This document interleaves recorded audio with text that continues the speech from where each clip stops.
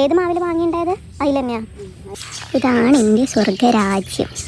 Colour കൊള്ളാം, പക്ഷേ ഇതിൻ്റെ ഒരു കോളറിന് പിന്നെ വരുന്നത് ഇഷ്ടമല്ല. ഇടയല്ലേ സ്റ്റേജ് ആക്കുന്നത്? ഇടാ. ആദ്യം തന്നെ ഞാനൊരു കാര്യം പറയട്ടെ, ഈ ഒരു വീഡിയോയിൽ നിങ്ങൾക്ക് യൂസ്ഫുൾ ആയിട്ടുള്ള കണ്ടന്റ് ഒന്നും ഉണ്ടാവണമെന്നില്ല കേട്ടോ. ഞാൻ എൻ്റെ ആ ഒരു ഫാമിലി ടൈം നിങ്ങളുമായിട്ട് സ്പെൻഡ് ചെയ്യാമെന്ന് വിചാരിച്ചിട്ട് ഞാൻ ഇട്ടൊരു വീഡിയോ ആണ്. അപ്പോൾ നിങ്ങൾക്ക് ബോർ അടിക്കേണ്ടെന്ന് വിചാരിച്ചിട്ടാണ് ഞാൻ ഈ ഒരു വീഡിയോസിൻ്റെ ആദ്യം കുറച്ച് സ്പീഡ് കൂട്ടിയതും ആ ഒരു വോയിസ് ചേഞ്ച് ചെയ്തതും. Hello guys, good morning. ഇവിടെയൊക്കെ പണി നടന്നുകൊണ്ടിരിക്കുക കേട്ടോ. ഇതാണ് ചിക്കൻ്റെ റൂം.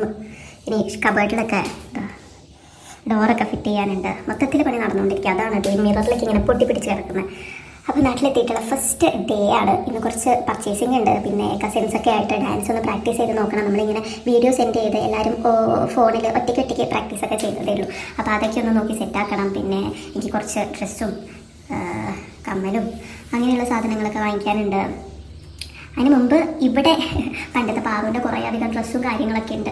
അപ്പോൾ അതൊക്കെ ഒന്ന് സോർട്ട് ചെയ്തിട്ട് ആവശ്യമില്ലാത്തതൊക്കെ യൂസ് ചെയ്യാൻ പറ്റുന്നതാണെങ്കിൽ ഡൊണേറ്റ് ചെയ്യണം. അല്ലാത്തതൊക്കെ എന്താ മാറ്റി വെക്കണം. അങ്ങനെയൊക്കെ ആയിട്ട് കുറച്ച് പണികളുണ്ട്. പിന്നെ നമ്മൾ 10 മണിയൊക്കെ ആകുമ്പോഴേക്ക് പയ്യന്നൂരേക്ക് ഇറങ്ങണം എന്ന് വിചാരിക്കുന്നത്. പയ്യന്നൂരേക്കാട്ട് പോകുന്നത്. പിന്നെ അന്ന് വന്നപ്പോൾ തന്നെ ഏകദേശം എല്ലാ കാര്യങ്ങളും സെറ്റ് ചെയ്ത് വെച്ചതുകൊണ്ട് കൂടുതലൊന്നും ചെയ്യാനൊന്നുമില്ല. എന്നാലും കുറച്ച് പെൻഡിങ് കാര്യങ്ങളൊക്കെ ഉണ്ട്. പിന്നെ അതാണെങ്കിലും ലാസ്റ്റ് മിനിറ്റിലേക്ക് വെക്കണ്ടെന്ന് വിചാരിച്ചു. പെട്ടെന്ന് തീർത്തിട്ടുണ്ടെങ്കിൽ നല്ലതാണല്ലോ. അവിടെ കബോർഡിൻ്റെ മുകളിൽ ഉണ്ടായ സാധനങ്ങളാണ്. ഇതെല്ലാം പാറുവിൻ്റെ ഡ്രസ്സാട്ടോ. ഇതെല്ലാം പാറുവിൻ്റെ ഡ്രസ്സാണ്. പാറുവിൻ്റെ എൻ്റെ ഉണ്ടാവും. അതൊക്കെ മാറ്റി ഓരോന്നാക്കിയിട്ട് എടുത്ത് വെക്കണം. ആവശ്യമില്ലാത്തതൊക്കെ മാറ്റിയിട്ട്. നാട്ടിൽ വന്നാൽ സുടി കൊണ്ട് ചെറുക്കണം. വൈറ്റായിരുന്നു ഇതിവിടുന്ന് നാട്ടിൽ നിന്ന് എന്ത് വിചാരിച്ചിട്ടാണ് ഞാൻ വൈറ്റ് വാങ്ങിച്ചതെന്നുള്ളത് എനിക്കൊരു ബോധമില്ല. ഇതിപ്പോൾ ബ്രൗൺ കളറായില്ല. എത്ര ക്ലീൻ ചെയ്തിട്ട് ആ ഒരു കളർ നോക്കുന്നില്ല. ഇതാണ് എൻ്റെ സ്വർഗരാജ്യം.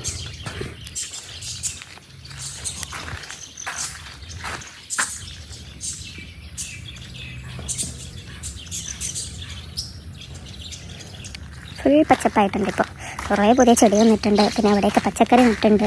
പിന്നെ നമ്മൾ മാവിലൊക്കെ ആദ്യമായിട്ട് മാങ്ങയൊക്കെ ഉണ്ടായിട്ടുണ്ട്. നട്ടിയെല്ലാം കാണുമ്പം ഇലയെല്ലാം ഭയങ്കര വലുതുണ്ടല്ലോ. നട്ടിയുടെ ഇലയെല്ലാം ഭയങ്കര ഉഷാറുണ്ടല്ലോ. അത് പിടിക്കുന്നുണ്ടോ? ഇത് മത്തങ്ങ ഉണ്ട്, വലുപ്പുണ്ട്. അങ്ങനത്തെ മൂക്കാത്ത വണ്ടിക്ക.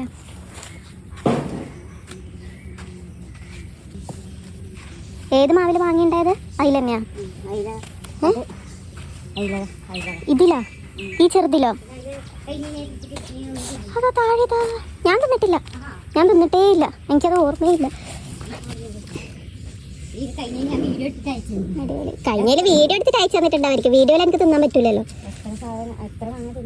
ഇതിന് മുകളിൽ കുറേ ഉണ്ടായോ? 1 2 3 4 5 6 7 8 ഈ മാവിൽ പിടിച്ചിട്ടാ? ഇതിലാ? ഇത് മധുരണ്ടോ? ഓ, ഇതിനുള്ളിലെല്ലാം ഉണ്ട്. ഞാൻ വിചാരിച്ചു അന്ന് ഈ മാവ് കണ്ടേരം ഞാൻ വിചാരിച്ചു അങ്ങനെ ഇത് അങ്ങനെ പിടിക്കുന്നതൊന്നും ആയിരിക്കൂല എന്ന്. ഇതായിട്ട് താഴെയെല്ലാം കണ്ടിട്ട്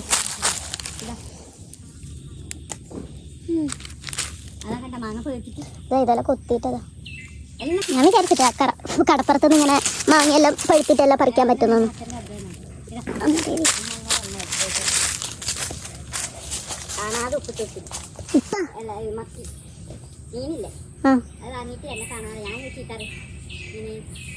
എന്റെ മുകളിൽ പിടിച്ചിട്ടാ. ഞാൻ ഇത്രയും പിടിക്കുന്ന വിചാരിച്ചിട്ടാ. ഇടയല്ലേ സ്റ്റേജ് ആക്കുന്ന? ഇടാ. ഇനിയും വൃത്തിയാക്കാനുണ്ട് അത്ര അല്ലേ?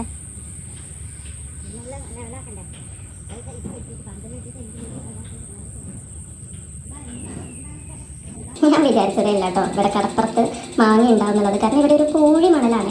അതിലെന്തെങ്കിലുമൊക്കെ നട്ട് നനച്ചുണ്ടാക്കണമെങ്കിൽ ഭയങ്കര ബുദ്ധിമുട്ടാണ്. ഇത് അച്ഛൻ്റെ ഒരു അധ്വാനം മാത്രമാണ്. കാരണം അമ്മ കാണാതെ കുഞ്ഞുങ്ങൾക്കൊക്കെ ഇങ്ങനെ ഫുഡൊക്കെ കിടക്കുന്ന പോലെ ഇങ്ങനെ അമ്മ കാണാതെ ഓരോ മീൻ വളത്തിനൊക്കെ നല്ല പൈസയുണ്ട്. അപ്പോൾ അതൊക്കെ വാങ്ങിച്ച് മാവിനും പ്ലാവിനും എല്ലാത്തിനും ഇട്ട് കൊടുക്കും. അപ്പോൾ സാധാരണ മാവിനൊന്നും നമ്മളാരും അങ്ങനെ വളമൊന്നും ഇട്ട് കൊടുക്കാറൊന്നുമില്ലല്ലോ.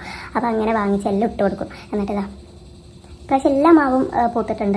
എല്ലാത്തിലും അത്യാവശ്യം നല്ല മാങ്ങ ഉണ്ടായിട്ടുണ്ട്. അമ്മ ക്ഷണിക്കാൻ പോവാനെങ്ങാനും ഇറങ്ങിയതാണേ. കല്യാണമൊക്കെ അടുത്ത് വരുമല്ലേ. അപ്പോൾ എനിക്ക് ശരിക്കും ഓർമ്മയില്ല കേട്ടോ അമ്മ എവിടേക്കാണ് പോകുന്നുണ്ടായിരുന്നേ എന്നുള്ളത്. അമ്മയും ഡ്രസ്സ് ചെയ്തിട്ടൊക്കെ കാണുന്നുണ്ട്. ഇപ്പോൾ കുറേ ആയല്ലോ ഇത് എടുത്ത് വെച്ചിട്ട്, എഡിറ്റ് ചെയ്യാതെ ഇങ്ങനെ എൻ്റെ കയ്യിൽ വെച്ചേക്കായിരുന്നു. ഞാനും അർജുൻ പാറവും കൂടി ഒന്ന് പയ്യന്നൂർ വരെ പോവാണ് കേട്ടോ. എനിക്ക് ഓർണമെൻറ്റ്സ് നോക്കണം, പിന്നെ വീട്ടിൽ നിന്നൊക്കെ ഇടാനുള്ള കുറച്ച് ഡ്രസ്സ് വാങ്ങിക്കണം, പിന്നെ എനിക്ക് കുറച്ച് കാര്യങ്ങൾ കൂടി ചെയ്ത് തീർക്കാനുണ്ട് കേട്ടോ. പാറൂനൊരു ജീൻസ് പാൻറ് എടുക്കണം. പാറു പെട്ടെന്ന് നീളം വെക്കുന്നോണ്ടേ പെട്ടെന്ന് ചെറുതാവാണ്. കുഞ്ഞോ ഇതെങ്ങനെയുണ്ട് പാറു? ഇങ്ങനത്തെ ക്രോപ്പ് ടോപ്പ് ആയിരിക്കും എനിക്ക് നല്ലത്. കുഴപ്പമില്ലാത്ത കളക്ഷൻസ് വന്നിട്ടുണ്ട് കേട്ടോ. ഇടക്ക് സ്റ്റുഡിയോയിൽ വന്നിട്ടുണ്ടെങ്കിൽ അങ്ങനെ കാര്യമായിട്ടൊന്നും ഉണ്ടാവില്ല. 45 ഇത് ഇഷ്ടമായോ? കേട്ടോ കുഴപ്പമില്ലാത്ത ഡ്രസ്സല്ലേ ഈ ഒരു കളറ്. പിന്നെ കോട്ടൺ ആയതുകൊണ്ട് ചൂടെടുക്കത്തുമില്ല. ഓക്കെ നോക്കട്ടെ. പക്ഷെ നീ പെട്ടെന്ന് ചടിയാക്കില്ലേ ഇതില് കറിയും ചെളിയും അത് നിൽക്കുന്ന ഇവിടെ. ഇതിന്റെ സ്റ്റൈൽ അങ്ങനെ തന്നെയാന്ന് തോന്നുന്നു പാറു. അങ്ങനെ ലൂസൊന്നും അല്ല അത്. കാണിച്ച് ഇറക്ക് താഴെ എത്ര ലെങ്ത് ഉണ്ട്. Okay fine. പിറകിൽ കാണിക്കേ. ഓക്കെ. അയ്യോ ഇതാടാ ഫ്രണ്ടിൽ വേണ്ടത്. മാറിപ്പോ ഇതാണ് ഫ്രണ്ടിൽ വേണ്ടത്. ഓക്കെ നമുക്ക് ഇഷ്ടമായി. ഒരു സ്റ്റുഡിയോ വന്നിട്ട് കുറച്ചായി. അതുകൊണ്ട് തന്നെ അല്ലെങ്കിൽ ഞാൻ എല്ലാ ഡ്രസ്സും ഓൺലൈനിൽ നിന്നായിരുന്നു കേട്ടോ പർച്ചേസ് ചെയ്യുക. എനിക്ക് ഷോപ്പിലൊന്നും പോയിട്ടുണ്ടെങ്കിൽ എനിക്ക് ഇഷ്ടപ്പെടുന്ന സ്റ്റൈലിലുള്ള ഡ്രസ്സൊന്നും കിട്ടാറില്ല. അതുകൊണ്ട് ഓൺലൈനിൽ നിന്നായിരുന്നു ഉണ്ടായിരുന്നത്. അപ്പോൾ ഇപ്പോൾ സ്റ്റുഡിയോ വന്നതിന് ശേഷം ഒന്നും ആലോചിക്കാറില്ല. വരും പിറ്റേ ദിവസം തന്നെ നേരെ സ്റ്റുഡിയോയിലേക്ക് വെച്ച് പിടിക്കാറാണ്. അപ്പോൾ മക്കൾക്കുള്ള ഡ്രസ്സൊക്കെ നല്ല റേറ്റിൽ കിട്ടിയിട്ടുണ്ടായിരുന്നു. പക്ഷേ എനിക്ക് നോക്കിയ ടോപ്പിനൊക്കെ കുറച്ച് റേറ്റ് കൂടുതലാണെങ്കിൽ അത്യാവശ്യം നല്ല കളക്ഷൻസ് തന്നെ ഉണ്ടായിരുന്നു കേട്ടോ. ഇങ്ങനെ ഓരോ ഷോപ്പിങ്ങിനൊക്കെ പോകുമ്പോഴാണ് എനിക്ക് ആ ഒരു ഫിനാൻഷ്യലി ഇൻഡിപെൻഡൻ്റ് ആയതിൻ്റെ ആ ഒരു എന്താ പറയുക ബെനിഫിറ്റ് ശരിക്കും മനസ്സിലാവുക കേട്ടോ. മുമ്പൊക്കെ ആണെങ്കിലും പർച്ചേസിങ്ങിനൊന്നും ഒരു കുറവൊന്നും ഉണ്ടാവില്ല. നാട്ടിലെത്തിയിട്ടുണ്ടെങ്കിൽ അച്ഛൻ വാങ്ങിത്തരും, പിന്നെ ഇവിടെ ആണെങ്കിൽ ഏട്ടൻ വാങ്ങിത്തരും. അങ്ങനെ ഒരു കുറവൊന്നും ഉണ്ടായിട്ടില്ല കേട്ടോ. എന്നാൽ പോലും നമ്മൾ ഉണ്ടാക്കിയ പൈസ അതിനെ കൊണ്ട് വാങ്ങിക്കുക, സാധനങ്ങൾ നമുക്ക് വേണ്ടി വാങ്ങിക്കുക, നമുക്ക് പ്രിയപ്പെട്ടവർക്ക് അങ്ങോട്ട് സാധനങ്ങൾ വാങ്ങിച്ചു കൊടുക്കുക എന്നൊക്കെ പറയുമ്പോൾ അതിൻ്റെ ആ ഒരു ഫീലുണ്ടല്ലോ അത് വേറെ തന്നെയാണ് കേട്ടോ. ഈ ഒരു മണി എന്ന് പറയുന്നത് അതൊരു ധൈര്യം തന്നെയാണ് കേട്ടോ. സത്യം പറഞ്ഞാൽ അത് ഫിനാൻഷ്യലി ഇൻഡിപെൻഡൻ്റ് ആവുന്ന ആ ഒരു നിമിഷം തൊട്ടാണ് നമ്മൾ ആ ഒരു കാര്യം റിയലൈസ് ചെയ്യാനായിട്ട് തുടങ്ങുന്നത്. പണ്ടൊക്കെ ആണെങ്കിൽ പയ്യന്നൂർ മുക്കും മൂലയിലും എന്തൊക്കെ കടകളാണുള്ളത്, ഈ സാധനം എവിടെ പോയാലും ഏത് കടയിൽ പോയാലും കിട്ടുന്നൊക്കെ ഉള്ളത് നന്നായിട്ട് അറിയാമായിരുന്നു കേട്ടോ. കാണാപ്പാടായിരുന്നു. പക്ഷേ ഞാൻ കോളേജിൽ പഠിക്കാൻ തുടങ്ങിയ സമയം തൊട്ട് എൻ്റെ നാടുമായിട്ട് എനിക്ക് വലിയ ബന്ധമില്ലല്ലോ. വെക്കേഷനൊക്കെ മാത്രമാണ് നാട്ടിലേക്ക് വരുന്നത്. പിന്നെ കല്യാണം കഴിഞ്ഞ് നേരെ മസ്കറ്റിലേക്ക് വന്നു. അതിനുശേഷം നമ്മുടെ നാടുമായിട്ട് വല്ലപ്പോഴും ലീവിന് പോകുമ്പോഴുള്ള ഒരു മാസം അത്രയല്ലേ കിട്ടുന്നുള്ളൂ. അപ്പോൾ ഇത്തവണ അതാ പർച്ചേസിങ്ങിന് പോകാനായിട്ടും എൻ്റെ ഫ്രണ്ട്സിൻ്റെ അടുത്തും പിന്നെ കസിൻസിൻ്റെ അടുത്തും എല്ലാവരുടെ അടുത്തും ചോദിച്ചിട്ടാണ് കേട്ടോ അതെവിടെ കിട്ടും ഇതെവിടെ കിട്ടും എന്നൊക്കെ ചോദിച്ച് പോയിട്ടുണ്ടായിരുന്നത്. അപ്പോൾ എനിക്ക് കല്യാണത്തിനും റിസപ്ഷനൊക്കെ ഇടാനുള്ള കുറച്ച് ഓർണമെൻറ്റ്സ് വാങ്ങിക്കണം, പാറുവിനുള്ളത് വാങ്ങിക്കണം. ആദ്യം റെൻറ്റിന് എടുക്കാമെന്നായിരുന്നു കരുതിയിട്ടുണ്ടായിരുന്നത്. പക്ഷേ ഞാൻ റെൻറ്റിന് എടുക്കുന്ന റേറ്റും പിന്നെ നമ്മൾ വാങ്ങിക്കുന്ന റേറ്റും കമ്പയർ ചെയ്യുമ്പോൾ വലിയ ഡിഫറൻസ് ഇല്ല കേട്ടോ. അപ്പം ഞാൻ കരുതി ഏതായാലും നമുക്ക് വാങ്ങിച്ച് കയ്യിൽ വെക്കുകയാണെങ്കിൽ നമുക്ക് പിന്നീടും ഷൂട്ടിനാണെങ്കിലും പിന്നെ എന്തെങ്കിലും ഫംഗ്ഷൻ വരുമ്പോഴൊക്കെ ആണെങ്കിലും യൂസ് ചെയ്യാമല്ലോ.